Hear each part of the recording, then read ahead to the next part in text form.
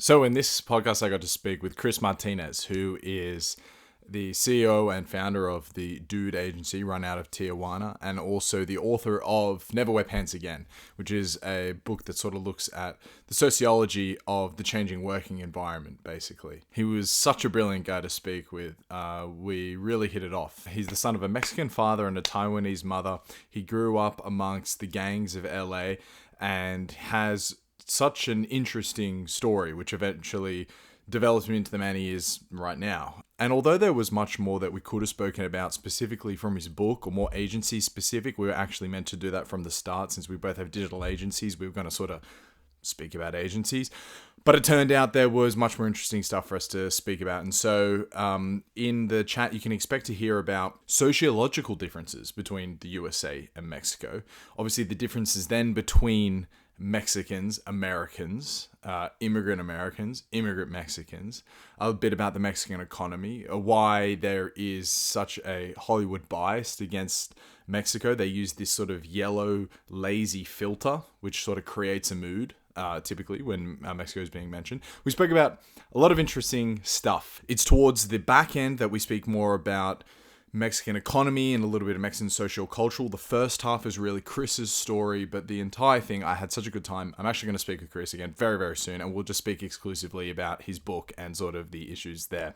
So, and you know the drill here. I'm just going to take this opportunity to quickly draw your attention to the fact that we probably have more in common than we do not. And so whether you're listening to this on the podcast or viewing this on YouTube or however, I just would encourage everyone to please go onto the website, atlasgeographic.com. It's going to be in the description of wherever you're watching this, and subscribe to the newsletter, or just look at the website and see if there's something there for you. I have been on a tear lately, just producing so much stuff because of really high energy that I've been running off. But I'd love to see more interaction with you guys. I'm a tiny content creator, yet I'm still speaking to so many people, which is you guys right now in your lobes. So reach out to me, interact with me on the website. I'd love to hear. And with that as the necessary preamble, here is Mr. Chris Martinez. Mr. Chris Martinez, welcome. Thank you so much for joining me, mate. Thank you for having me on the show. Like I said earlier, I have not been this excited to be on a podcast in a very long time, and I've been thinking about it all week. Well, actually, I've been thinking about it since we set it up, so I am excited to just be an open book for you and your audience. It's really cool of you to say, and very sort of humbling as well, that someone would be stoked to come on. And like we, sort of prefaced before, although the podcast is geopolitical themed, there's still a geopolitical and socio-cultural aspect to your story and what we're going to speak about. So let's just kick it off. You're an American, you're living in Mexico, but I imagine your story is a little bit more complicated than that. So start from the top. Absolutely. So how far back do you want to go? Because I feel like I should set the stage. Okay, so I'm going to even go back before that. So my grandfather immigrated to the United States from Mexico. It's not necessarily the north, but it's not central. It's called. It was a little town called Encarnacion, and it's about 45 minutes from Aguascalientes, which is kind of the center of Mexico.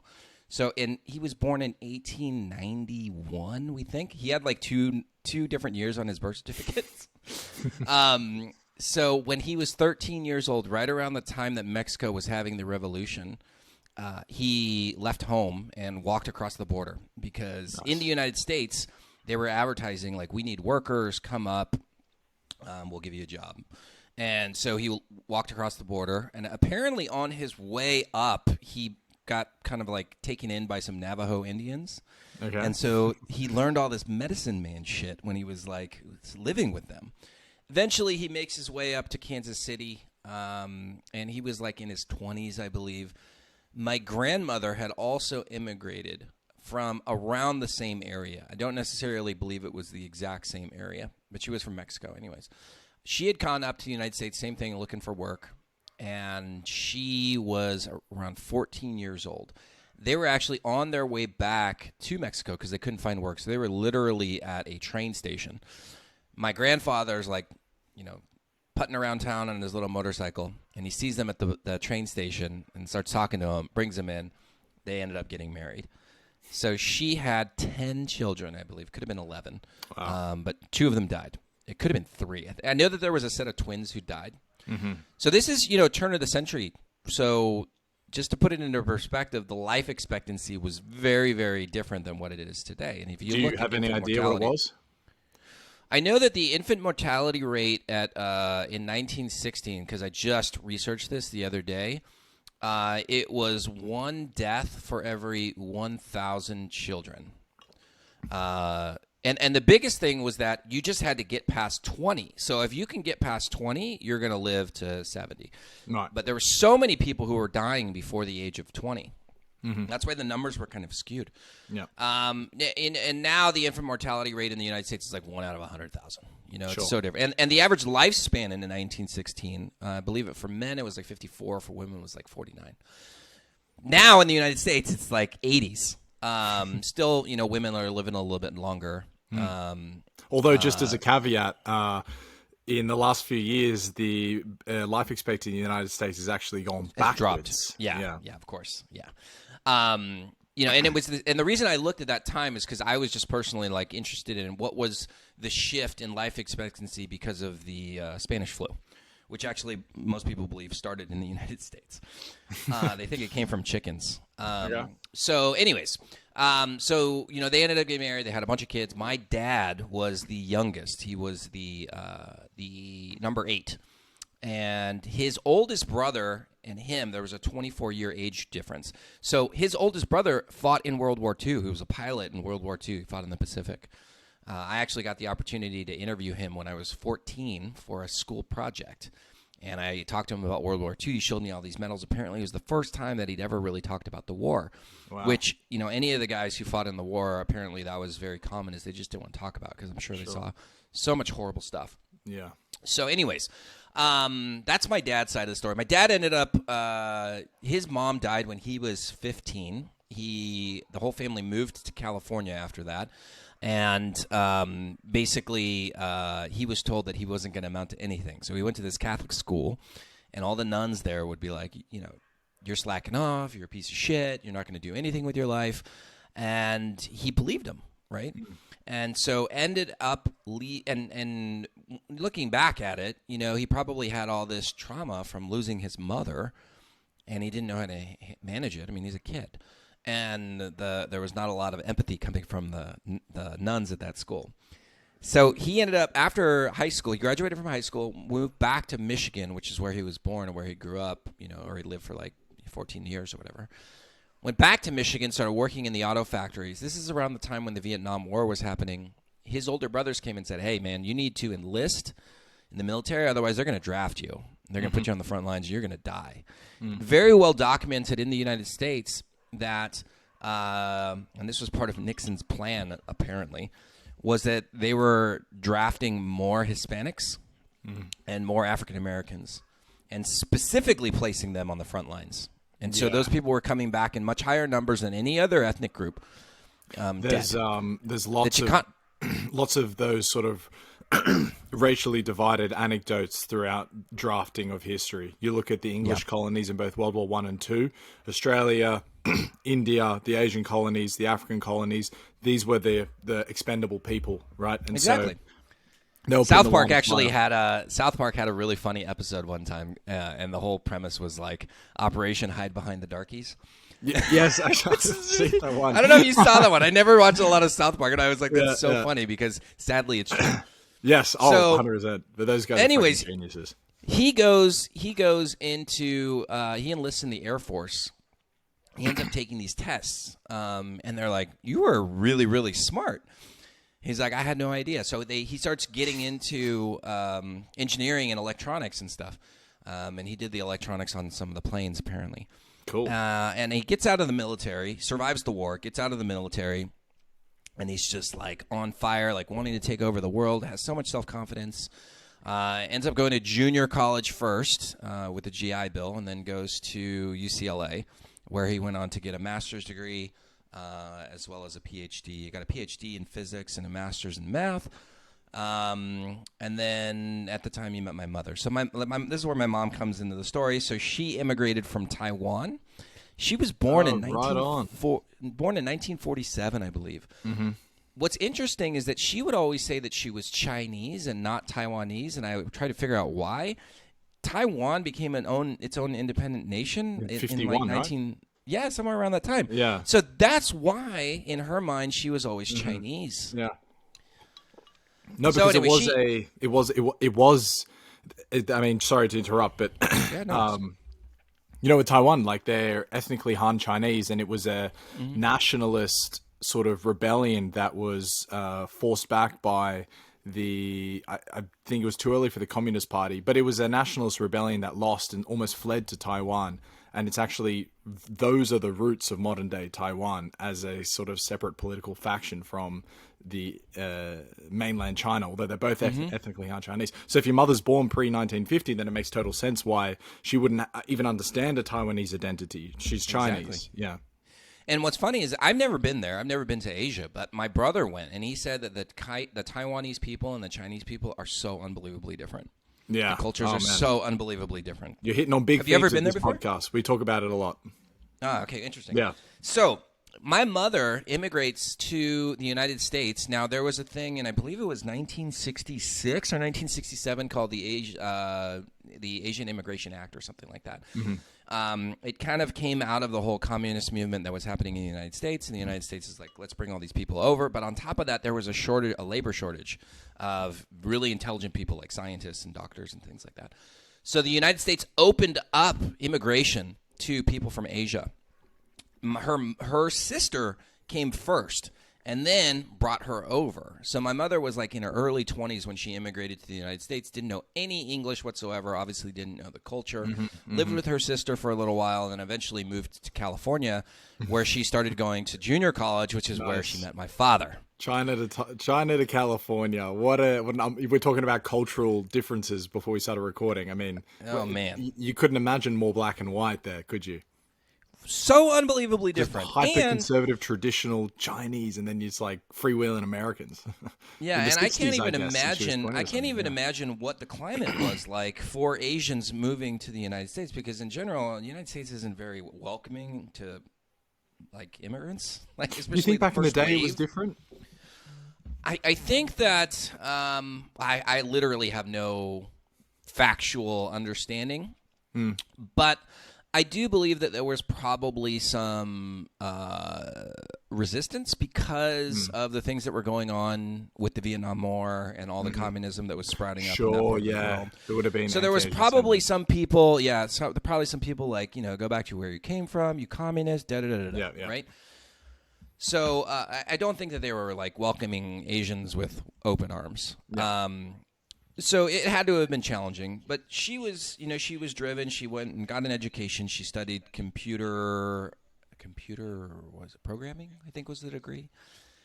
She went to University of California, Riverside. My dad went to UCLA, obviously, but they met in junior college. Stayed in contact after junior college. Then got married, and then she was never supposed to be able to have kids. And apparently after years of trying, they ended up having me. And then my dad was 33 and my mom was 32. So that was kind of old for that time period. I was born in 1980. I'm 41 years old now. So, and then my brother was born a few years later. And so obviously this is where I come into the story.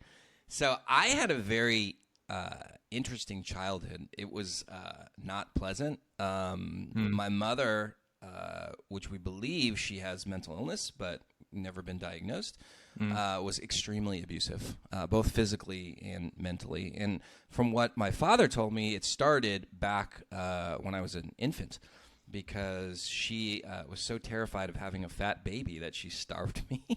Oh no! So they went in for a checkup. And the doctor literally like yelled at her, because she was like, the baby won't stop crying. He's like, he's 50% underweight. You got to feed him, idiot. And so that was, kind of the first sign of things that were going wrong. And my dad also told me other things, that like my mom was so depressed because they told her that she couldn't have kids. She would just cry all the time, and she thought that the baby would make her happy. And then, of course, I was born, and it didn't make her happy. So ultimately, my dad's relationship with my mother, wasn't going well. She had 2 kids. She was struggling. I know that she had a lot of trauma, not excusing anything that she did, but I know that she had a lot of trauma when she was a kid, and I believe that she was probably physically, emotionally, maybe sexually abused by her dad. Yeah. So when I was young, the only things that I remember about my childhood are basically just getting the shit kicked out of me. And it was always by mom? Oh, yeah, always. And it was basically mom and dad would fight. She would beat the shit out of me. So then, I years later, because my dad ended up dying right before I turned 27, I found some journals, and apparently he would go to therapy and he would start to journal, probably as part of the homework. What a progressive thing to do back in the day. Yeah, this is around to go to therapy, mid 80s. Yeah. I believe it was couples therapy. So I found these journals. I started reading, and apparently at one point in time, she had threatened to hurt me and my brother if he left her. So, I mean, can you imagine this? A man feeling that trapped? I'm a young kid, I can't defend myself. Yeah. And he can't always be there, and he's worried. So he's kind of stuck in this, very unhealthy, unhappy relationship. Yeah. 2 impossible decisions. Right, exactly. What do you do? And so fast forward, basically, the beatings continued. And then when I was 14 years, when I went to middle school, I really started to act out, like teenager. So this is around the time. Like, you're a big guy, were you a big kid as well? Hell no. Okay. So I was so unbelievably skinny up until I was like in high school. I graduated high school. I was 6 foot tall. I was 135 pounds when I graduated. So just skin and bones. Yeah, I was playing soccer like all the time, so I couldn't keep weight on. So basically, get to about middle school, and I start to act out, and I start to gravitate towards kids who were acting out as well. And in hindsight, they probably also had shitty home lives. And the town that I grew up in, it was very blue collar at the time. There weren't a lot of people who had. It was a city called Torrance, California. It's a suburb of Los Angeles. It's like maybe 15 minutes south of the airport of LAX. So I grew up there. Not a lot of educated folks. Very blue collar at the time. And so these kids that I gravitated towards, it also happens to be the time that gangster rap is getting really, really popular. And I vividly remember the LA riots, the Rodney King riots, and so like all of this gangster rap kind of like anthems are happening 15 minutes from where I live, right? And so we kind of gravitate towards that. Not that we were hardcore gangbangers. But we were close enough, right? And so, like, that started to become what we wanted to be. Like, we wanted to be bad. And part of that is, like, when you're bad and you don't get attention, you act out because that gives you attention. Sure. So, as we progress, as we get a little bit older, 13, 14, my friends start getting more involved in gang activity. And so, like, my best friends at the time, my best friend Barry and his cousin Harson, immigrant family, their parents worked at a casino dealing cards to try and survive. So they were left unsupervised at night. And they had an older sister. I can't even remember her name. And she was in high school. She was not doing well. She befriended all these gangbangers. So at nighttime, these gangbangers would come over to their house, smoke, drink, do drugs, and then eventually Barry got involved in the gang. So when we were 14 years old, Barry was going out and doing drive-bys. And he got jumped into a gang. So I don't know if you know anything about okay. I know a lot about it. What does it mean, jumped in? So basically, when you become part of a gang or a clique or whatever, they jump you in, which means that you basically get the shit kicked out of you by all the people in the gang for 15 minutes, and you have to survive. And then once you're in for life. You can't ever leave. And we're not talking about, just because a European, Australian audience, we're familiar with it from an American pop culture point of view, but it's legit, right? This is murder, guns, drugs, sex, Yeah. drugs, and rock and roll. Like it is pretty hardcore. It's not a, I don't know. It's not Yeah. a bunch of tough guys flexing on other tough guys. It's like actual death and danger. Yeah, so he was a blood. So basically, there's a handful of gangs that are at the top, and then everybody else has kind of like their clique. And then a lot of it is based on geography or race. So Sure. yeah, this was an Asian gang, and he was in SRB, which was I think stood for Scout Royal Brotherhood, if I remember. And I remember the gang sign. It's funny. It's funny as adults. You're like, Scout Royal Brotherhood. Was that hardcore, guys? Well, at the time, so this is the thing when it comes to kids who are, relatively poor or don't have a lot or, come from that environment, they feel worthless, right? So everything around them tells them that they're worthless. They don't have money. They're not good in school. They don't have family, right? So the gang gives them something to feel a part of. And this is part of human, like, Maslow's hierarchy of needs is you got to feel like you're attached to something, right? You Yeah. want to feel like you're a part of something. And so the gang manipulates people into coming in and saying, hey, we're going to give you all these things. It's kind of the Wow. same thing that if Man. you look at terrorists do the exact same thing. And maybe just make the comparison for us for the Mexican cartels, because it's exactly the same story, is it not? In some way, yes. The cartels will often guilt people into doing it, saying that if you don't come in, we're going to kill all your family. So then they get, having to do it too. But it's still the same level of elements. You're looking around. There is an opportunity around you. Yeah. You maybe, if you're exceptional, get to go to another city to like go to a school or university. But otherwise, it's just like, this guy's cool. He's an older male. I'm going to do what he tells me to do. Let's look at it at another way too. So you have nothing. All you want is to feel important, right? And then you see this person who on the outside, they got the car, they got the girls, they got the clothes, they got everything that you think makes you worthy of respect. Mm-hmm. And so you want that. And they say, hey, come on, man. Here's some food. Here's some do you want this? You want to party? You want to hang out? Da-da-da. Yeah. You want to be like me? And then they manipulate the kids to come in, right? And then they end up using the kids to do horrible things. It's fucked up. But here's the one thing that was so important back then was respect. Everybody would say, bring your respect, like show respect. Don't disrespect me. Because that was the one thing that these people felt, these kids, that we felt like we could control. We could control how people respect us. And if you get out of line, we're going to beat the fucking shit out of you, right? And then you'll have respect for me because I just beat the shit out of you, right? That's the one thing that everybody was really concerned about. It's still prevalent today, and you can see that in different areas of the culture too. People just feel disrespected. Mm-hmm. So, anyways, so the thing that kept me from really going down that bad path was that I played soccer. So I was playing soccer all the time, and let me tell you, like, my parents were not we weren't poor. Like, we were not financially hurting. And so for me, that also gave me another opportunity because playing club soccer at the time wasn't as expensive as it is now, but it wasn't cheap. So I had that opportunity given to me. I didn't earn it. It was just, I lucked out, luck of the draw. And without it, you think you would have just been looking to fill the time like the rest of the boys? Yeah, of course. I would have been worse. I was like the worst. Okay. I was trying to be the worst. Right.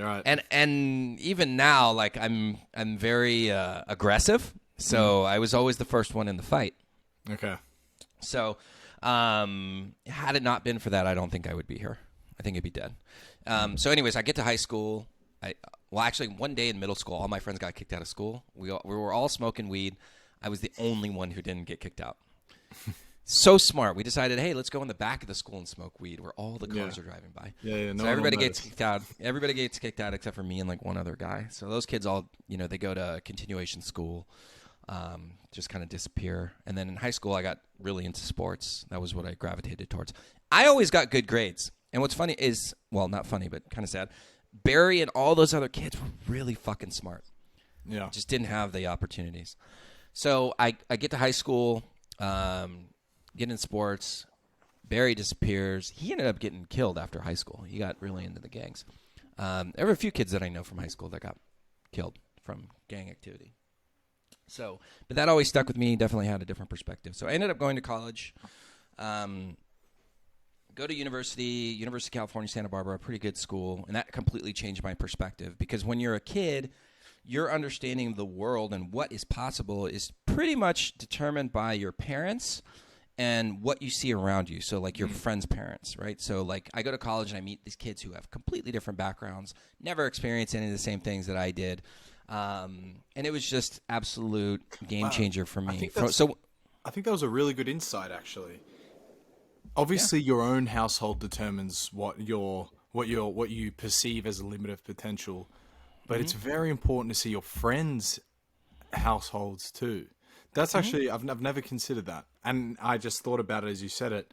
I for sure. One of my friends, his dad was a European guy, and their house just looked different. They spoke French. And it's like, oh, the world is bigger than just my own family. It's a really good insight you just had. I've never thought about that. Let me tell you a little story. So I vividly remember this. I was talking to a friend of mine in college. His name was Noah. I think now he's like a banker in China. Little Jewish guy. He ran on the cross-country team. And I didn't really know any Jewish people when I was in high school. Actually, Torrance was an unbelievably racist town. So like there was so much anti-Semitism. It was make your mind hurt. Yeah. So get to college. I'm talking to Noah, and we're talking about our parents or something like that. It was like one of the only times we're not drinking. And so we're just shooting the shit about like our lives and stuff like that. And I'm like, oh, what does your dad do? And he's like, he's retired. I'm like, retired? How is he retired? I was like, yeah, he worked as an investment banker for like, a bunch of years. And then at 40, he retired and then just decided to start a family. And I vividly remember thinking like, I didn't know that you could even do that.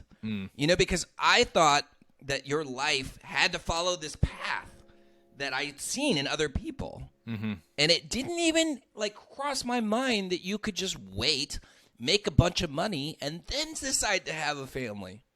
Just completely mind blown, right? Yeah, looking back, really cool. Looking back now, obviously I have a lot more experiences, and I know that you can pretty much do whatever you want. You can create your life however you want. But back then, as a 21-year-old kid, it was just absolutely groundbreaking for me. Yeah. So, anyways, go to university. I wouldn't be the same person today if I wasn't for my college education. So that's why anytime people shit on going to college, I say, fuck off. Like maybe you just went to a bad college, I hate to break it. But I must say, Chris, I think that's kind of an American phenomenon. I never hear in Australian or European media Thank God. Anti-university rhetoric. Well, I can say it's probably coming because a lot of it comes from people here in the United States, these info marketers who want to sell you their fucking course and say, you don't need to spend $40,000 on a university education. You can buy my course for $49.97 and you'll make way more money. So usually the rest of the world is a little bit behind in terms of digital marketing. So just be ready in case that starts to happen. Why do the most seductive salesmen have to always be shilling some bullshit product? You kind of wish sometimes that these guys would. Well, unfortunately, I think it comes down to accountability. So nobody's coming after them for. I mean, shit, you can become president. In the United States, you can create a fake university and become president of the United States. So what's to stop people, from doing the bad? And most people are good, in my opinion. Like, even though I've experienced so much bad and I've seen so much bad, in my heart, I still believe that most people are good. Yeah. So it really just comes down to, hey, how do we control the 20% of assholes that are? It's less than that. I think it's like 4% of assholes who are legitimate assholes who are out there. Yeah, just like trying to take advantage of people. Yeah. Yeah, they exist. Yeah. 100% they do. So, we definitely want to talk about this too. So, moving forward, I end up getting a job right out of college, start working in sales, do really well, become a manager. Leave that job, 2006, and then my dad, end of 2006, gets cancer. Gets pancreatic cancer. Beginning of December, I think it was like December 8th, 2006. His health declines very quickly. He dies a month later. 3 days before my 27th birthday, January 10th, 2007. 12:20 in the morning. So that just floored me completely. I didn't know how to manage it.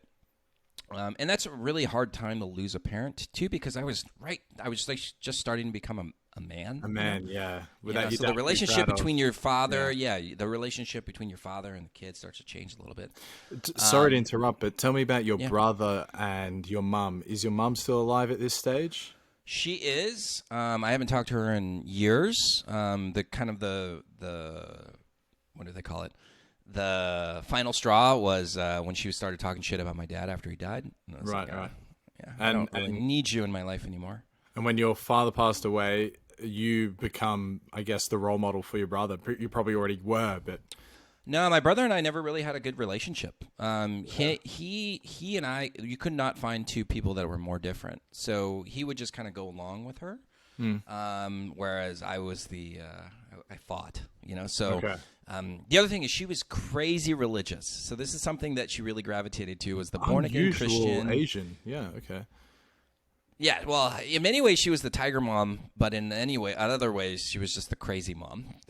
So like everybody has that friend who had the crazy mom, and I'm always like, yeah, that was my mom. Yeah. So she was super religious. This is one of the things that's kind of a sign of mental illness. She would spend her weekends praying in tongues and putting oil crosses on everything in the house. It's a sign. Yeah. So at the time, though, so when I was a kid, I was like, everybody's parents do these things. Yeah. Yeah. And like my dad also would come in and out of the house. There were times when he would have his own apartment. There were times when he would sleep in the house, but he would sleep in a different room. He would always come over for dinner and then leave after dinner, And I just thought that was how married people were. Man. Clearly it's not. So, obviously, like I had not the best foundation for relationships. So how did you? Sorry for stifling your progression. No, keep going. I just want to understand. So you're 27. Did you sort of have trauma that you still hadn't dealt with at this stage? 100%. Were there parts of your personality that were very like unsociable because you hadn't been able to reconcile your upbringing? Yeah, totally. I mean, lots of issues. I still deal with the issues today, but I didn't recognize really how the things that had happened were impacting the things that were going on in my life at the present. So it just, you're just kind of blinded by the negative things that are preventing you from getting what you really want to achieve in your life. At least it was for me. So like relationships with people, I still have a hard time developing relationships with people. I still have a temper. I'm still angry about things, That's just how I am, and I work on it, obviously, and it's getting better. I'm still very, very aggressive. So the other day, there was a guy who – people in Mexico drive like shit. They don't really obey the rules. So there was a guy who broke the law, so I chased him down, and then he lives in my neighborhood. And so then I chased him down, and I started talking shit to him, and then he's like, you want to go? I was like, fuck yes, motherfucker. Pull the car over. He gets out. I'm like, let's go. And then he goes to the back of the car, grabs a golf club. I'm like, you think I'm scared of that, bitch? And then he's like, yeah, I'm going to like back down now. Jesus. Mate, you get yourself in a fucking bad it. situation in Mexico doing that to the wrong person. I always think I'm the bad situation. So anyways, but that's something that I need to work on. Obviously, it's not. It sounds like it. Yeah. Yeah. I'm working on it. Let's get some risk management into your life. Well, like now I'm married. I'm going to be married in October. I'm engaged right now. So, and the business has grown. So now I have a little bit more, but like as a kid, more at stake. Yeah, exactly. Yeah. When you're growing up and you have nothing to lose, that's what they say is like, sure. You never want to get into a scrap with a guy who has nothing to lose. Sure. Yeah. I was the guy with nothing to lose. Yeah. And that's helped me to a point, but now it's time to kind of change that narrative, I think, in my mind. Mm-hmm. But yeah, so, I'm 27, my dad dies. And it's not just the grief, because I had a lot of regrets about things that I wasn't able to do with my dad. I also decided I wanted to start a business at the time. So that was my first business. I started a soccer magazine, print soccer magazine. Didn't know anything about it. My arrogance of like, I can make this work. Mm-hmm. Because I had gotten this insurance money. So I put all the insurance money into this magazine. Now, subconsciously, I was so guilty about the money that I wanted to get rid of the money. Sure, yeah. It felt like blood money to me. So, long story short, business goes under. I lose all the money plus another like 60 grand. So I'm close to 200 grand in the hole. Yeah. That would have been stressful. I have all this grief. I have all this anger still. I am completely broke. I've alienated myself from all of my friends. Nobody wants to be around me. I was miserable to be around. Why would you want to be around me? I don't blame anybody for that. And I'm like, like I have a choice to make. I can either end it all, like literally, or I can try and get help. And so then I decided to get help. So then I got some therapy, met a therapist. She saved my life. And long story short, I started to progress. I don't want to say I got my life back because I went into a completely different direction. So, and I start to learn how to deal with all this shit, because that's the thing, is I didn't have the skills to be able to cope with these crazy emotions that were going on in my head. So I started dealing with the trauma from losing my dad. Now, I've never been diagnosed officially with PTSD, but I have seen interviews of people with PTSD. And one of the things that I couldn't get out of my head is I was there when my dad took his last breath. I would see that image in my head, that video reel in my head, over and over and over. I could not shake it. I couldn't shake it. So through the therapy, I was able to kind of overcome that hurdle. And then I started dealing with my family stuff, my mother, and all the abuse and all that shit. And like one thing I remember about the therapy specifically is that the therapist was like, "Yeah, that shouldn't have happened to you." And I was like, I had no idea. Like part of me felt like I deserved it. Yeah. So dealing with that was really, really helpful, and then move forward. And then 2012, I started the business. So I decided, what? Well, actually, in early, it was like 2009, 2010, I started learning about websites, which I didn't know anything about.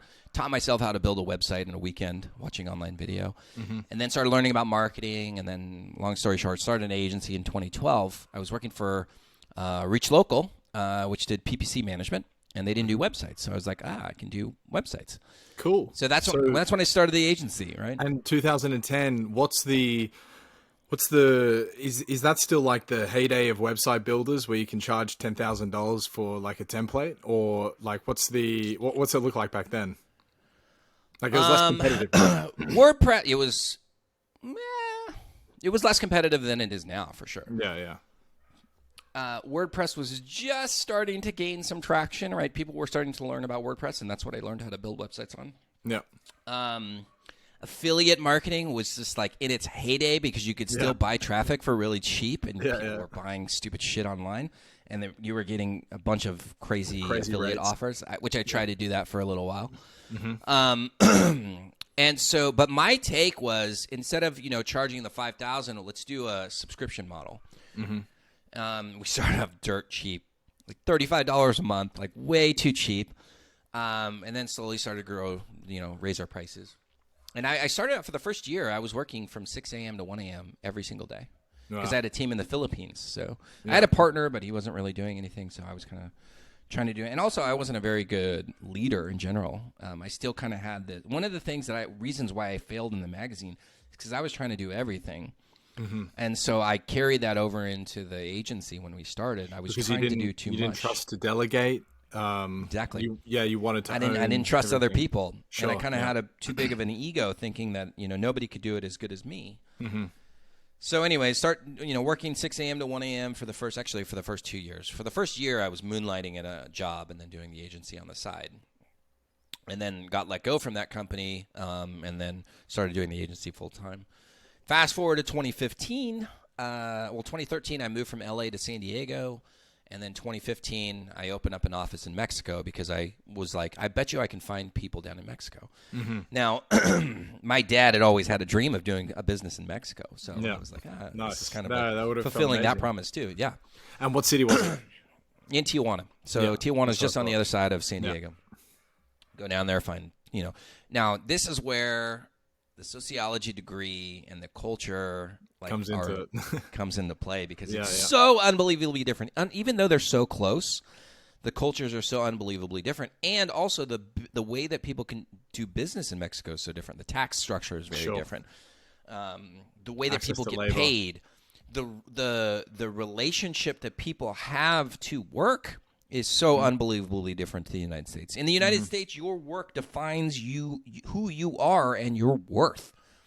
Mexicans don't look at it that way. People, like the cliche is, work to live or live to work.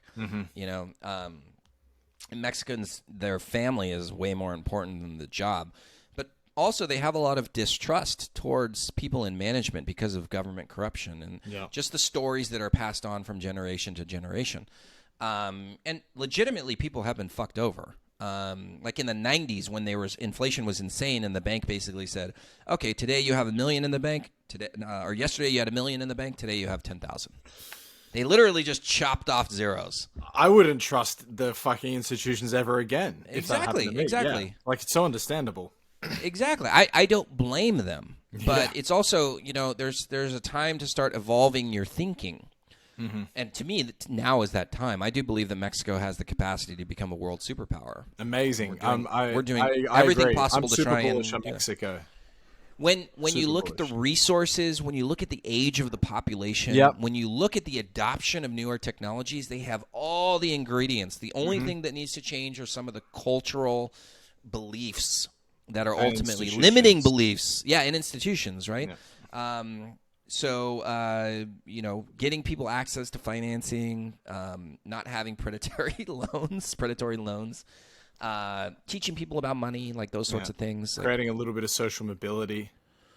Yes, I do believe that if the government just gets the fuck out of the way, then the country is going to grow. But part of the thing is that this, especially with this president, is that he wants to be a dictator. He wants to control. The Mexican, no love for AMLO. That's what I learned when I was not amongst the business community. He's targeting. He's basically using Trump's tactics, but on a different demographic. Yeah, he's targeting lower income, lower education people, and saying. And this is a rhetoric that's happened throughout Mexico's culture since like the Mayans, is that you can't do it on your own. We will save you, right? And that's a very dangerous, statement. In my opinion, the government's not going to save you. Most entrepreneurs believe this in general. It's like you are there to save yourself. The only person who's going to save you is you, right? So let's empower people. Whereas literally. The Morena slogan, which is AMLO's party, is the hope of Mexico. That's literally their slogan. Propaganda, man. It's terrible. Are you fucking kidding me, man? Yeah. Like, what if we say, like, hey, we're going to empower you to achieve everything that you want in your life, as opposed to saying, I'm going to save you. So. It's a bizarre thing, isn't it? And it's not something. It's something that you can have a sweeping cultural statement for. But I really think it comes down to like inherent individuals. Some people just trust in big institutions, and some don't. And you like exist on that spectrum. But for example, if I'm told that the government's going to take care of me, my first question is: does the government know who I am? Do they even know my name? Do they know what I'm about? Do they know anything about me apart from whatever the bureaucratic, run sheet says? And then if the answer is no, it's like, well, then obviously they're not my hope. How are they going to help me? My real hope is people who actually know me. And I haven't reconciled that whether that is part of my culture and experience or whether that's kind of inherent. Because I know that my brother thinks differently, like we're supposedly from the same seed. So who knows? Like it's interesting. I mean, you're the sociologist between the two of us. Yeah. But... So, there's a social psychology spectrum of how people believe. And most people think that it's a mixture of both, that it's both inherent and your environment. So I believe that it's more in the middle. That's just what I choose to believe.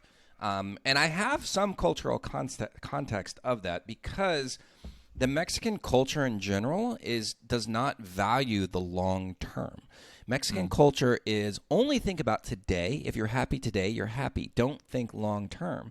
So what the government then does is they say, hey, you're poor today. Here's an extra, 300 pesos, which is the equivalent of $15. And then the people are like, wow, this is amazing. I'm going to, this government's great. They took care of me today. Not thinking about how they just raised taxes and you're paying way more in taxes.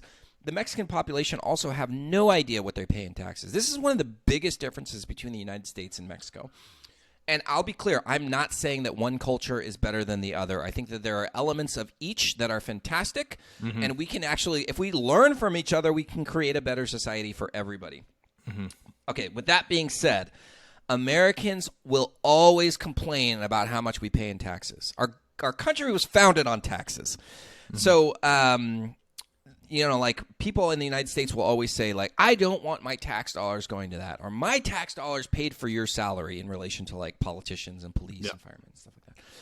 Mexicans have absolutely no clue. So what the government, I believe, has done, or the culture has done, is that, like, for example, like payroll taxes. So as an owner here in Mexico, I have a Mexican company, or actually my fiance does, and so we pay the employees their salary. Now, when employees negotiate their salary, they're negotiating net and they negotiate weekly.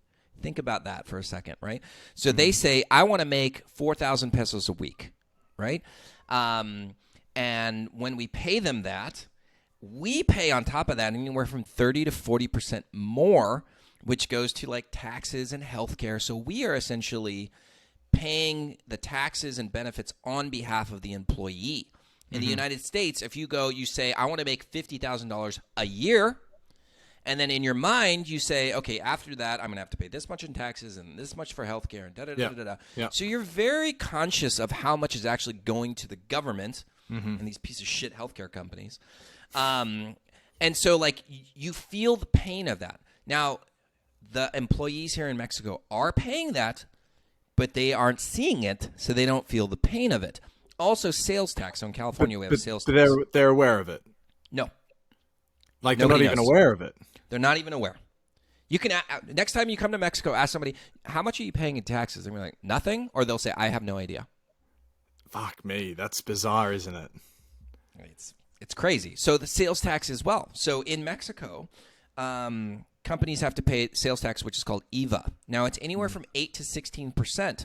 If you live on the border, for the most part, it's 8%. If you live in the central part of Mexico or anywhere not on the border, it's 16%. They make way less money on non-border cities, okay? But they're being taxed twice as much for sales tax. So you're paying 30 to 40% on the money that you make, and then you're paying 16% on the money that you spend. But guess what? They never see the IVA. On the receipts, when you go to buy something, 9 times out of 10, they don't. The business doesn't put the IVA number on there, or people just disregard the receipt, so they don't even know. It's just not a part of the culture. So they don't even recognize that the government is collecting all this money on the money that they spend. They also, that nobody knows about the import taxes that are being paid, or gas taxes, right? So this is the thing that pisses me off because I'm on the border. Electronics, for example, TVs, you go to Costco for a TV, it's like 3 to 4 times more expensive. So Than it would be in America? Than it would be in the United States. So on the United States, there's, in Mexico, there's a TV manufacturer called Hisense. It's a Chinese company. Hisense manufactures the TVs here. They import the TVs to the United States. They pay it. So the Hisense has to pay a tax on all the labor, right? They pay a tax on all the IVA for anything that they buy here. They export the TVs to the United States. They pay a tax on the export. Then they re-import the TVs back to Mexico. They pay a tax on the import. Then they go to Costco. Costco's paying taxes on all their employees. By the time the TV hits Costco's floor, it's 3 to 4 times more expensive already. Then when you go to buy the TV, they're charging you 8% to 16% on the sales tax. Wow. How the fuck is that fair to the people here? They made the TV. How is that fair? Again, it's like a failure of the institutions. Total failure. If you don't know, then how are you going to complain about it? And that's the thing, isn't it? If you don't know, and that's kind of like the through line is financial literacy, or just economic education. It's something which, you and I might take for granted. Well, at least I'll speak for myself. I have beforehand taken it for granted that it's obvious that things like, taking out a loan, there is a price of borrowing, which is the interest rate. Or I have to factor in, say, a budget to take into account the fact that 50% of my money is going to go away in taxes, X, Y, and Z. That like very rudimentary financial literacy isn't assumed knowledge. It has to be taught to you. Yep. You have to be taught it. My parents didn't teach it to me. I learned it in economics, in a university degree. Yeah. It's like I learned it the hard way. Most people do, and then most people just never even find out. My brother, Yeah. again, case example, doesn't know shit about that, Right. And so he might get a salary, but like, is he ever going to compound the money that he makes? No. And is this person who's likely very smart in Mexico, who rolls down into Costco, they could probably fix a car from any sort of position in the world, but like they haven't taken into account whatever the financial understanding is of where did this TV come from? Why does the TV cost this much money? Not asking themselves these sort of questions. How much is the energy costing in my house that's going to use this TV? And am I just getting fleeced across the board? It's something that's become more obvious to me, recently. Is like that assumed financial literacy is huge. It's a massive difference, and you can only get it through a good education. Absolutely. Now, the other thing that when you don't know about taxes, for example, is you can't hold your government accountable. So, the streets in Tijuana are absolutely horrendous. Nothing ever gets fixed. The police are corrupt. Not all of them, by the way. It's a small percentage, but they ruin it for everybody. But nobody ever says, hey, government, you better do this. Like I paid you. The salaries that they pay the government employees are outrageously high. Yeah. Totally not even in line with anything remotely close to the market rates. But nobody ever says anything. So there's like a sense of hopelessness. Part of that is because they just don't know, right? So like if they knew, and this is kind of like an American tax philosophy, fantastic book called Tax-Free Wealth, if you want to kind of understand how taxes are used in the United States and in many Western countries. But basically, like if the people knew what was going on with their tax dollars, then they would probably hold their government more accountable.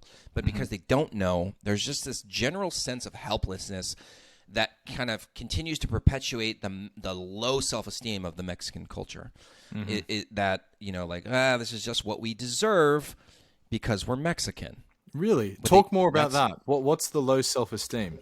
So Mexico, let's just do a very simple exercise. Go to Netflix and type in the word Mexico in the search bar and see what comes up. Narcos, drugs. Tijuana is known for prostitution, laziness. Even there was an article that I read about the color filters that they use when they go to a Mexican scene in a movie. They will put a yellow filter. They call it what do they call it? Something like, oh my God, what did Trump call the countries that were like third world? Shithole countries. Shithole countries. They call it shithole yellow. That's literally what they call it in the industry, apparently. And it's like a what? It sets a mood or something. It's a yellow. Well, maybe when you're editing this, you can show, but it's a yellow filter that makes it like not bright and clear. It puts a tint on it that changes your mood. Like color theory and stuff like that. So like it changes your perception of that area. You can go back and watch the movie Traffic, and you can see the difference between when they're in Washington, D.C. versus Mexico versus San Diego. The filter, the color filter that they use on the lens. Yeah. So Mexico is never depicted as a positive place. Yeah. Imagine hearing that. Let's just think about it as a child. Imagine hearing every day from your parents that you suck, that you're never going to amount to anything, that you're stupid, that you're not good at sports, that you're this, you're this. Eventually, you're going to start to believe that. So the Mexican people have been hearing that for centuries. And because, especially here on the border, because we're so close, and they can literally see San Diego, they feel like we are not as good as them. And they internalize that. So it's not just economic. It becomes a part of your identity. So there is a national self-esteem issue for the most part in Mexico, where they don't feel as good as other parts of the world, and they especially don't feel as good as their neighbors to the north, the United States, which is supposed to be this, streets are lined in gold and everybody's got millions of dollars in the bank. That's their perception. Yeah.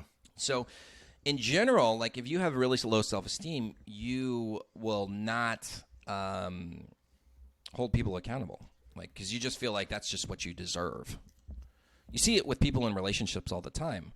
For example, the gal who stays with the guy who's physically abusive because internally she believes that's what she deserves. And I can speak to that too. Like that's just kind of like things that I just assumed that I were like okay, just because that's what I thought that I deserved at the time. But it's interesting that you're making a commentary, like all those examples you just gave, I think are sort of in the household and individual. But as a cultural example of a low self-esteem of a Mexican culture, I mean, you've lived in the country for years. I've only visited the country a number of times, but I always got a sense of a lot of nationalism and Mexican pride, and they are very quick to acknowledge how horrifically bad the narco influence on the state is and the political corruption. But nonetheless, they fucking love Mexico and they are proud to be Mexican. And obviously that can exist and they can also be a low self-esteem. But could you say more about like a culture-wide low self-esteem? I think you really only see that. Well, first of all, like it depends on who you're talking to. So, like if you're talking to people who are higher socioeconomic status, they have better education, their responses are going to be a little bit different. But typically, you only see that pride when it comes to sports, because they feel like that's their time. That's the only thing that they have. Like boxing, soccer. If they do anything in the Olympics this year, there'll be a lot of people who are proud about those things. Sure. But let's just not look at what they say. Let's look at how they act, because those are often two very conflicting things. So that's why when I say, that Mexicans have low self-esteem, it's not because they're wearing the Mexican jersey all the time when Mexico's playing soccer, or that they're, cheering and having fun because their sports team won. It's in the actions that they take on a daily basis. Right? So like friend of mine, Rob, he does a lot of speaking down here in Mexico and Latin America. And he would say that like he would go and speak and the guy before him who was a Mexican would say the exact same thing that he was going to say. And they'd be like, this is not true. This is bullshit. Rob goes on stage, says the exact same thing. And they're like, this is amazing, because he's a white American guy. Really? Okay. So and then like what I was saying about, like I see this all the time where people get ripped off, or the government does something bad, or people don't follow through on what they're supposed to do. This is like a huge problem in Mexico. People don't follow through. And then they're like, it's just Mexico. My staff tells me this is just Mexico. Yeah. No, I have a business partner in Mexico at the moment, and I know that he's extremely competent, successful, but fuck me, doesn't follow through on timelines, especially, and it's always just like, it's how it goes. So it's funny you say that. It's very frustrating.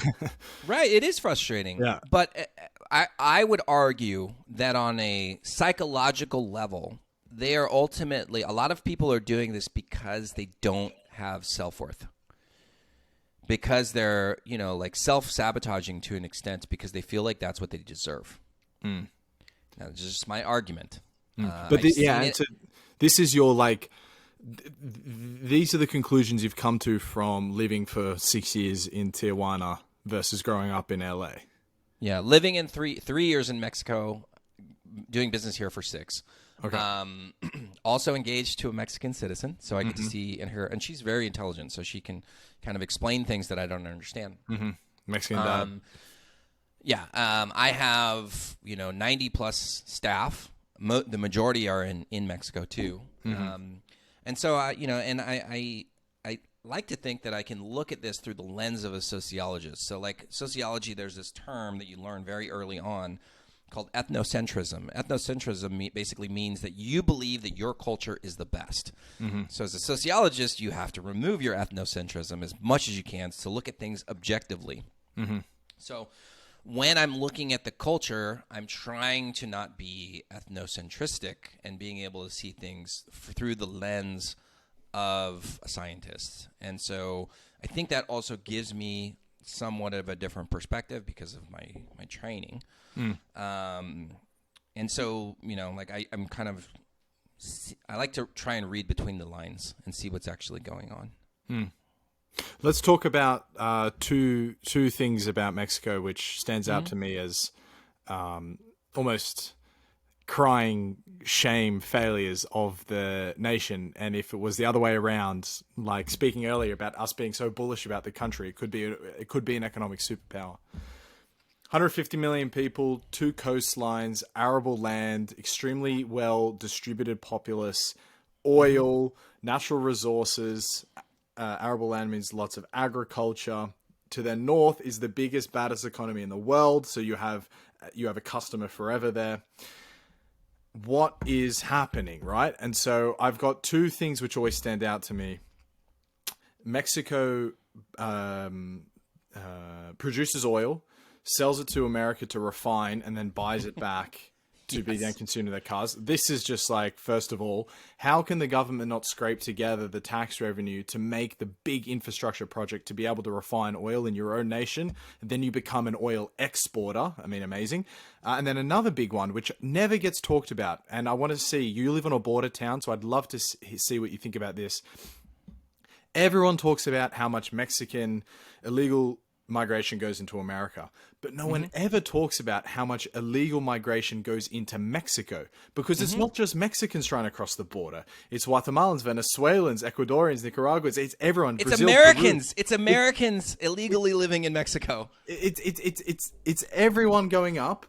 And you know, if I'm a Peruvian and I get tossed back on the border, you know, I'm not going to make the way back down to Lima. I'm just going to work in Tijuana. And so you have the same economic problem that illegal migration in America has for illegal migration in Mexico, which is a populace who will work for cash below the market rate. And therefore, that for me, I don't understand why that never gets spoken about. So I don't know. Okay. Let me talk about the oil one first, because that's a little bit easier, and I can answer that one very quickly. So many people are getting paid because of the existing system, and there's no accountability, so nobody questions changing it. Mexicans don't know that they're paying more in gas than Americans. They assume that Americans pay more in gas. But where's the media on this? Like, why can't that story be told? It seems like such an easy story to tell of government incompetence. Who's going to tell it? In any country, are there major media stories going on about government corruption? Like, you don't cover everything. It's not all being covered. It's not all being covered. Things that of course, it's not all being covered. How many things in American media? Egregious. How many things in America are not being covered but are being covered in other news sources in other parts of the world? There's a lot, right? If you ever read news sources from Europe on how they report news in the United States, it's very, very different. But Americans never read that stuff, so they don't know. So it happens in other countries. This is just something where there's so many people who are making so much money, and the Mexican population has absolutely no idea how they're being fleeced, like most things, right? Yeah. And so they don't even know to question it. It's so possible. The educated Mexicans know that it's possible. But it really does take a large group of people to institute that change. And right now, as you mentioned, Mexico, it's kind of like an oligarchy. Nobody's going to change it in the short term. Now, the smarter play, in my opinion, would be to create an electric vehicle infrastructure here in Mexico and just be completely not dependent on oil anyways, because it's kind of a dying technology, in my opinion. But who knows if that's going to happen. The government wants to control the economy at the end of the day. They want to control oil and the building blocks of society, like Pemex, Cemex. Well, so let's go. So they deregulated gas about 3 years ago. The Mexican people went nuts because they didn't really understand it. The Pemex was kind of a scam, too, because the Pemex was national oil. But if you went to a Pemex, and there's still a few of them around, if you look underneath the Pemex brand, there was a little sign that said, like, Quayi, or like there was like maybe 6 management companies that were all owned by government employees, by politicians. So while it was a national oil, company, gas stations, they were still being managed by private companies. Now, those private companies controlled everything, really. So now that they brought in companies like Arco and BP and Chevron, and so those companies are now bringing in their own oil, the prices have actually gone down a little bit. I would argue that the service has gone up tremendously.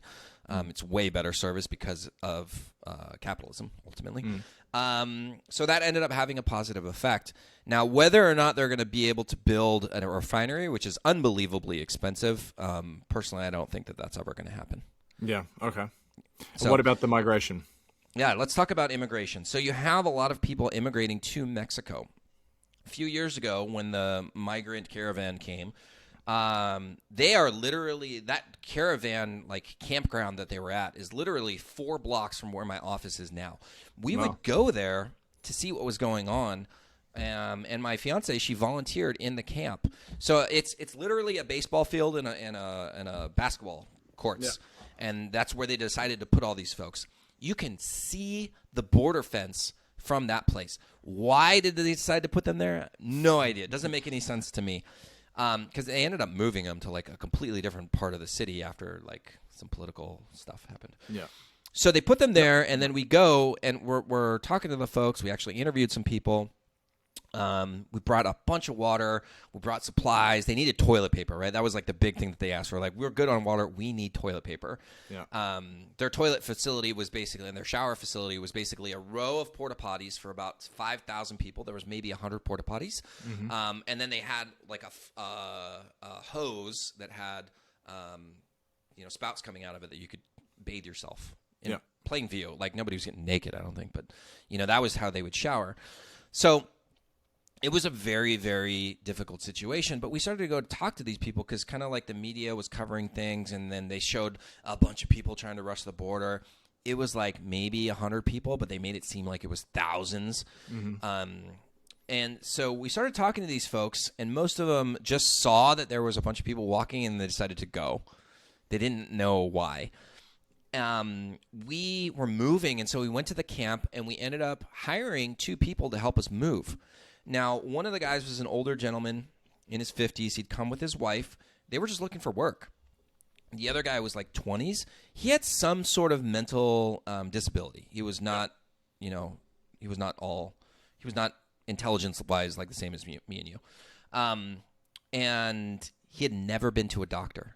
So part of there was a lot of people who were getting sick in the camps. Like, viruses were spreading like crazy. So after they helped us move, we took them to the doctor. We had him checked out by the doctor, and the kid was like, I'd never been this is the first time I've been to a doctor. He was really, really nervous because he'd never been to a doctor before. Ended up, they had respiratory infections. We bought their medicine, gave him a bunch of food, sent him back to the camp. Of course, we paid him. And that was how they were able to survive for a little while. What Mexico did that was fantastic, and I'm coming full circle on the immigration thing, is that they created a emergency work visa for these folks that had come through Guatemala. Most of them were from Guatemala. And they said, hey, we have so many jobs here and we don't have enough people. Let's use this as an opportunity to start filling these vacant spaces. So they created an emergency work visa. The majority of the people that came to the United States border in that migrant caravan either went home right away or they got a job working in TJ, where the life is so much better. Like, nobody's trying to cut your head off. And these people were literally under attack from local gangs. Yeah. So, but like to poach them, you mean, or just for sport? I mean, why are they under? What's their threat to a gang? The gangs want them to pay taxes because they live in they get protection. Oh, right. The gangs want them to transport drugs. The gangs want the women to be prostitutes. Yeah. Okay. So it's mafia stuff. Yeah, it's mafia basically tactics, and so which they actually learned from the United States. So. These people were literally fleeing danger. Now, could Mexico have done a better job of protecting their own southern border? Absolutely. Absolutely. But at the same time, what they did really well, which the United States can learn from, is granting work visas. So these people are coming, they're hungry to work. One of the reasons why we don't have enough workers in the restaurant industry in the United States is because we stopped immigration. We stopped giving out visas. People want to work, and these people historically will always work a job that most Americans won't want to do. Yeah. You said there was a shortage of labor in Tijuana. So that runs contrary to what I thought my understanding was, No. is that Mexico has more labor than it has demand. Absolutely not. Not in the border cities, at least. So in the borders, Tijuana is the world's largest manufacturer of medical supplies. So these are factory jobs. These are not, like high-paying jobs. These are low-paying jobs that people like who don't have a lot of education and don't have a lot of skills come and they take these jobs and they work in these factories. Yeah. There are more factory jobs here, openings, vacancies, than there are people. That's why one of the reasons why Tijuana in general is growing so unbelievably fast. Get the migration in, right? Exactly. So but these people were happy to take these jobs too. Yeah, I can totally understand. But what about, so that caravan was a big deal, obviously. The media made a massive deal of it. But forget the caravan. Say in just the years before and the years since, the slow or, medium-paced just carousel of people coming from countries south of Mexico who want to live in America. Like famously many Venezuelans, right? After that state failed. They still come through Mexico. And what happens to these people who are then thrown back into Mexico on the border who hold a Venezuelan passport? Are they then illegal immigrants in Mexico? Like, from your experience, are people going home when they're rejected, or do they stay in Mexico and just work illegally there? I don't know the exact percentages, but part of the visa deal in Mexico, and I'm sure they're still doing this because this is what they did when the Guatemalans came, is they said you can get an emergency work visa here, but you can never go to the United States. So the people that are coming, they basically have to make that trade-off. Now, there's still people that are sitting around waiting to go to the United States. Most of them are never going to go. Right now, at the border, there's a camp of maybe around 200 people. Maybe it's more, but I would guess it's around 200 people, and they're waiting in line to try and get across to the United States. They're never going to get in. They don't have a reason to let them in the United States. The number of people that are trying to cross the border is not nearly as bad as the media makes it seem. The media makes it seem like there's thousands of people rushing the border every single day, like a 1700s war. You're like Braveheart. Everyone's like, it's not happening like that at all. Yeah. Most people are just patiently sitting there waiting to cross. Yeah. And unfortunately, they're never going to get in because they don't have a reason. So it's not as bad as you would seem. Most people are going to eventually go home or they're going to take a job in Mexico. They have to survive. There's no way. They're literally living in a tent camp on a street that's right next to the border. They're not going to be able to survive. It's just basic human needs. Yeah. It sounds like Tijuana is the place to go then if you're looking for work. I mean, it's a beautiful city, right? You can surf there. It's Mexico. One of my favorite cities. Yeah. Don't go in the water. Don't go in the water unless you go into Ensenada because they have a massive sewage problem. Oh, that's right. I heard about that. Yeah, 60 Minutes did a story on it. It's so bad. It's so bad. Fuck. No accountability again. Exactly. But yeah, so I definitely want to talk about the Mexico migration to the United States because this is a big, big problem. And most people don't know why. The immigration process in the United States is so fucked. So I'll tell you a story. So if you have an American father or mother, regardless of where you are born, the story that we're told is that you are an American citizen. So like soldiers, for example, they go to Germany, they have a kid there. The kid now can be naturalized as an American citizen very, very quickly. That's what we're told. It's not the same with Mexico. The laws for Mexicans to get into the immigration laws are very, very different. It's like so unbelievably difficult. So I knew a guy who helped me out with some video work. He has an American father. This guy was in his 30s. He had 2 kids. Never been in trouble with the law. Hardworking videographer. Very sought after skill, right? And so I hired him to do some contract work for me. He had a visa, so he could travel. So he walked across the border on foot, met me. We went and did some video work, and then I took him back. On the drive up, I'm talking to him about his status, and he told me that his father's, American citizen, and he's trying to get citizenship. And I'm like, oh, how long have you been waiting? 20 years. 20 years. He applied for something that, in theory, we thought should only take a minute because clearly his father's an American citizen. But because he's Mexican, he's been waiting 20 years. He finally got it like 2 or 3 years ago. He finally got his citizenship. So then he was able to get his whole family naturalized as well. They had to drive to Juarez, I think. But now he can move to the United States legally. Mm-hmm. How many people are going to wait 20 years? Yeah, I wouldn't do that. Most people can't as well, you know. The biggest issue with illegal immigration is visa overstays. So you get a visa, you can apply for a visa as long as your family hasn't done anything bad, like your dad didn't go to jail or anything, or they didn't get in trouble trying to cross. You can get a visa. That visa is good for 6 months. It's basically a travel visa. When you go to the United States, all they do is they look at your visa and they say where you're going to stay. You have to give them the address, and then away you go.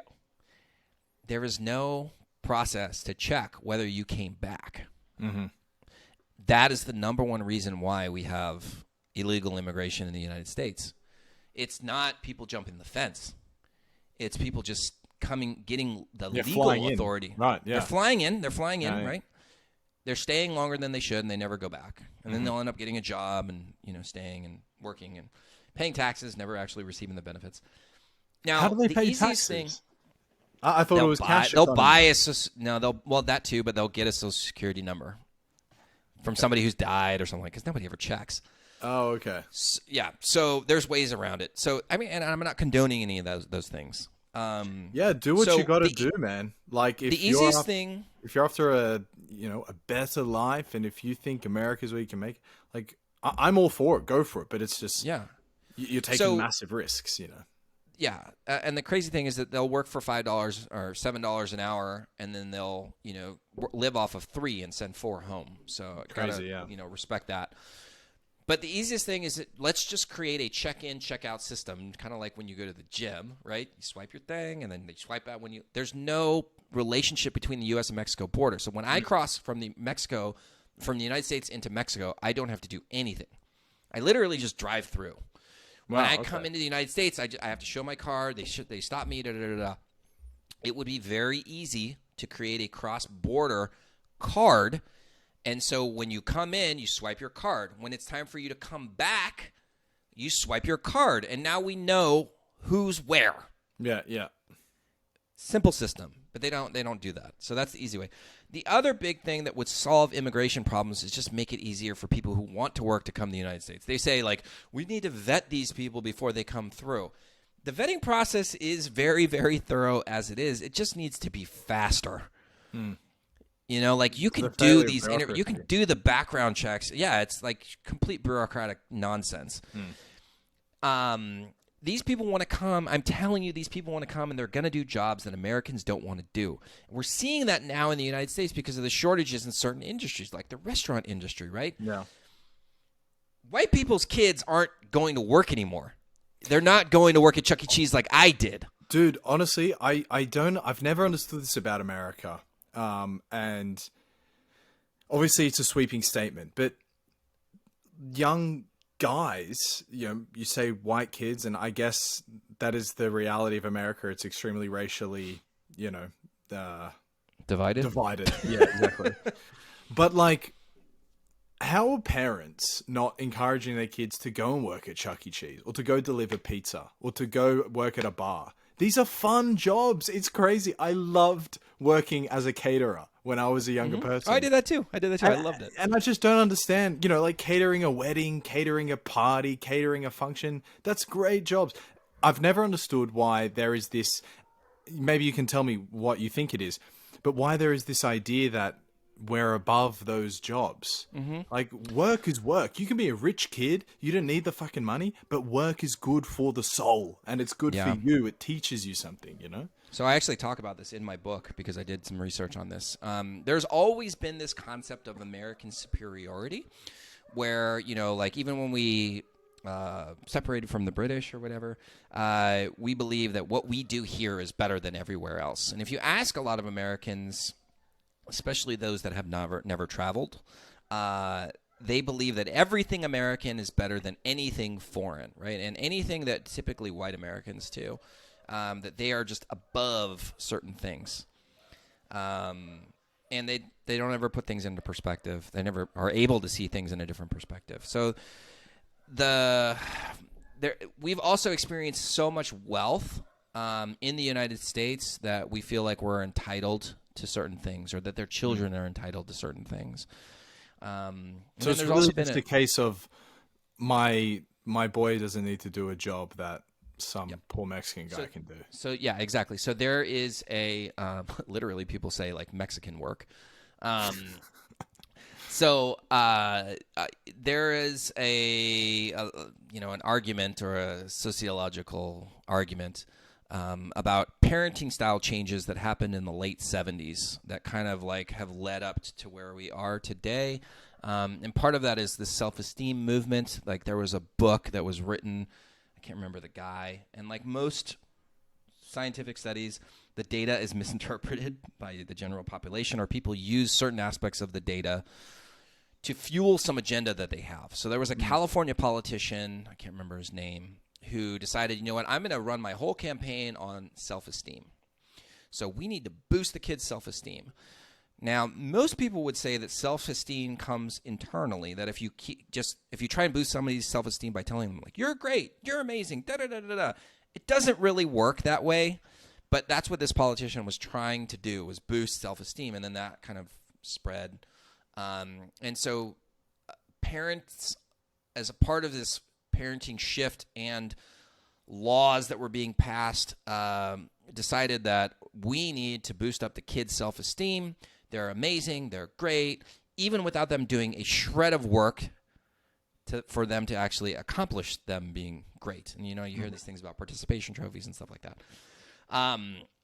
So now we've gotten to a point where that generation who grew up thinking that they're great now has children, and they're just continuing to say that to their kids. And I think that it's evolved into, you're so great that you don't have to do this minimum wage job.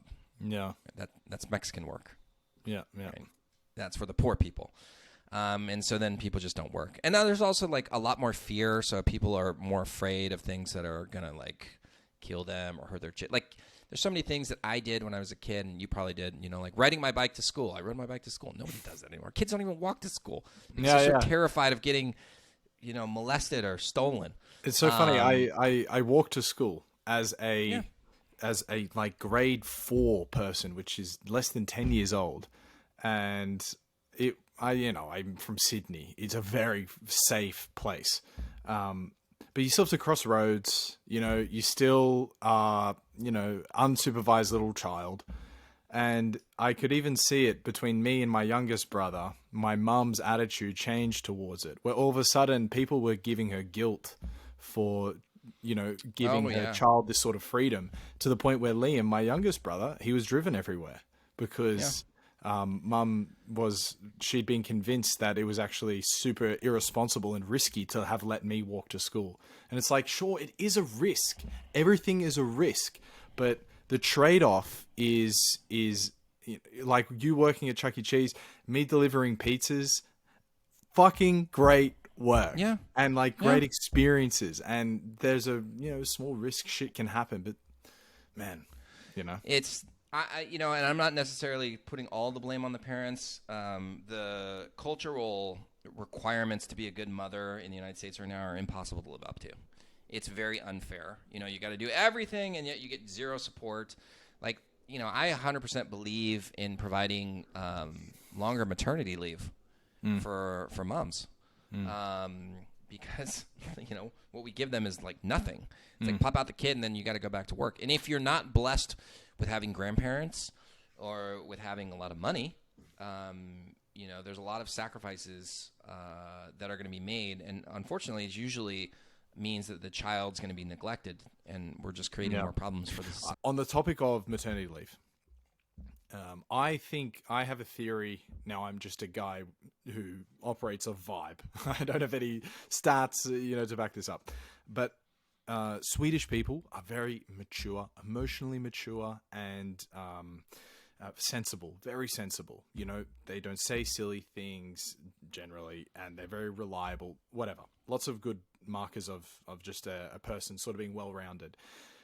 Maternity leave is here. The woman gets a year. The father gets 6 months. So it's 18 months in total. And no matter who you are, it's paid. And it's not a burden to the employer because the government then pays the employer. It's only a tiny bit of a burden if you're going to discriminate and like consider hiring a woman who's going to sort of be then taken out of the workforce for so long as some sort of, opportunity cost. That's the only place where it happens. And that's kind of an inevitable consideration to make, I think. Like there's actually no getting away from that. But there is no, apart from that, there's really no burden to the employer, and it's on the state. And then the consequence of that is the child spends so much quality time with both its mum and crucially also its dad, because the dad gets 6 months too. And so I have a theory that this early nurturing creates these very well-rounded people because they are just a little bit more emotionally mature. They've been socialized very well because there's the streets or their other young friends or TV hasn't necessarily socialized them. It's been, from their parents. So just as a throwaway statement, I wanted to say that. I love that. I love that. I agree with it 100%. If you want to read a good book that I just read, it's actually by, it's more narrated by Oprah. It's called What Happened to You, and it's by this guy Bruce Perry, who's a social psychologist or psychologist, specifically talks about child trauma. So obviously I had some personal motivations for wanting to read that book, but those first few years are so unbelievably important. So yeah, the science definitely backs up what you're saying. Chris, look, we could keep going easily. Yeah, but I had so much fun. I definitely would love to come back. So if you ever need a guest, bring me back. I can talk about this all day. We'll definitely have you on again, and when your book comes out, obviously as well. But I appreciate it's out. Oh, it's out. Okay, show us. Never wear pants again. It's about remote work, but the first third of the book is talking about why it's so hard for certain people to adapt. And I go deep into some of these sociological and psychological factors that we kind of touched upon here today. Amazing. Well, then I'll tell you what we'll do. I'll link to that, but then we'll schedule another call and we'll just talk exclusively the book. Fantastic. Love it. Thank you so much for having me on. Thank you, my friend. I hope your listeners enjoyed it. It was a pleasure talking to you. Take care. Bye. See ya.